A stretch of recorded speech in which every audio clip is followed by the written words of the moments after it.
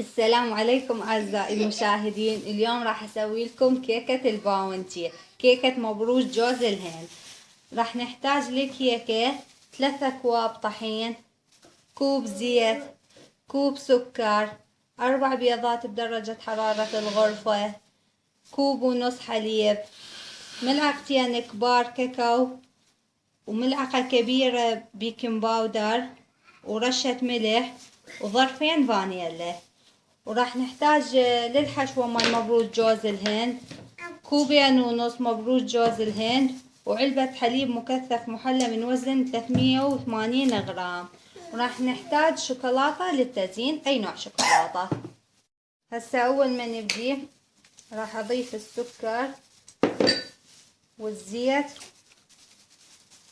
وراح أخلطه خلط زين.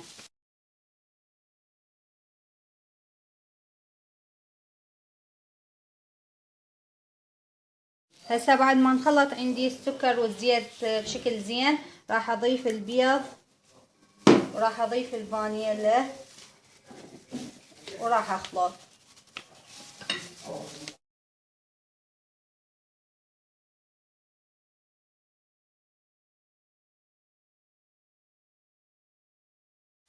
وهسه راح أضيف الحليب وأخلط.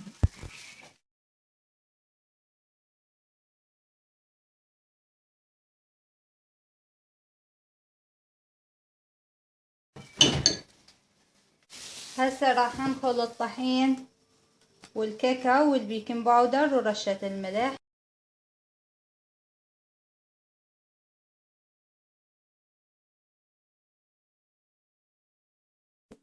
هسه بعد ما نخلط المواد راح أبدي أخلط.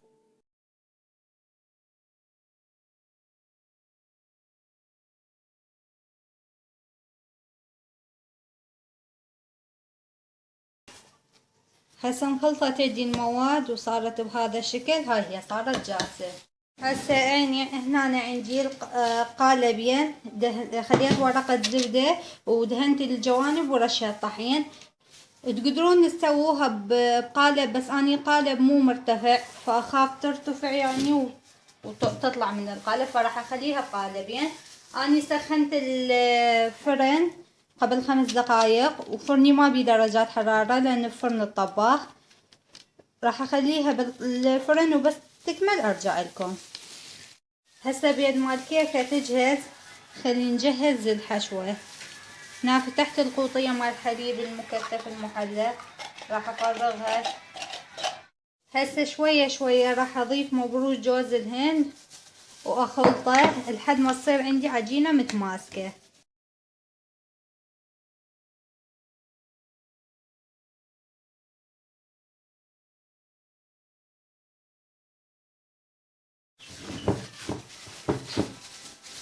هسه صارت عندي عجينة متماسكة بهذا الشكل. ما خليت المبروش كله، بقى تقريبا من عنده نص كوب. راح اخليه على جنب وانتظر بعد ما تستوي الكيكة وتبرد ارجع لكم اشوفكم شو نسوي. وهاي هسه اعزائي استوون الكيكات وتركتهن بردين، وهسه نكمل باقي الخطوات. هذا جبت هذا الاطار، راح اخليه بس الاطار مال قالب مال الكيك على الكيكة وراح اغلق. وعندي هنا كريم شانتيه خلطته وخليته بكيس حلواني، مو مهم حتى لو رأسا تخلوه، بس هو شوية حخل ادهن هنا شوية دهن خفيف على الكيكة.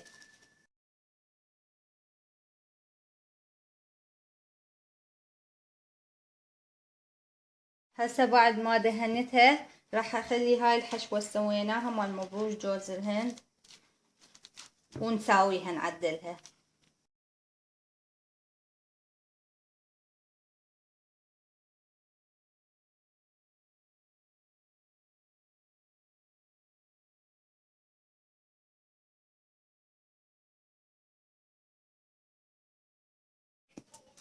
هسه بعد ما عدلته بهذا الشكل راح اخلي طبقة لو خفيفة من كريم شانتيه.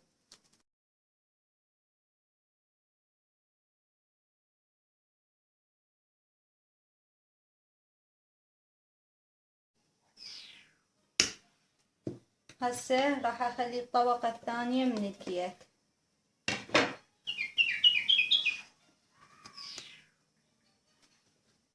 هنا أنا عندي شوكولاتة ذوبتها على حمام مائي وراح اخليها على الكيكة.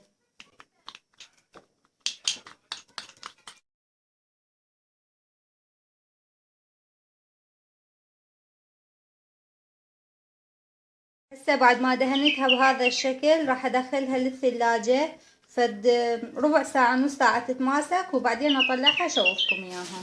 وهاي هسه اعزائي طلعتها من الثلاجة تماسكت. راح اشيل الاطار وراح ازينها بالبقع عندي من الكريم شانتيه.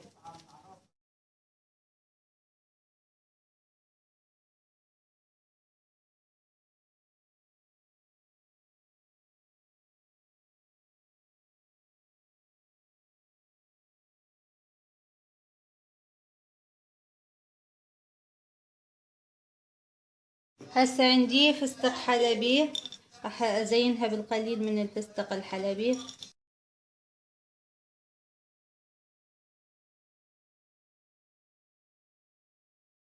هسه كملت تزيينها بالفستق وهذا هو شكلها النهائي. اتمنى تنال اعجابكم، واذا عجبكم الفيديو المرجو الضغط على لايك ومشاركة للفيديو وتشتركون وياي بالقناة حتى يوصلكم كل جديد. شكرا على حسن المتابعة، مع السلامة.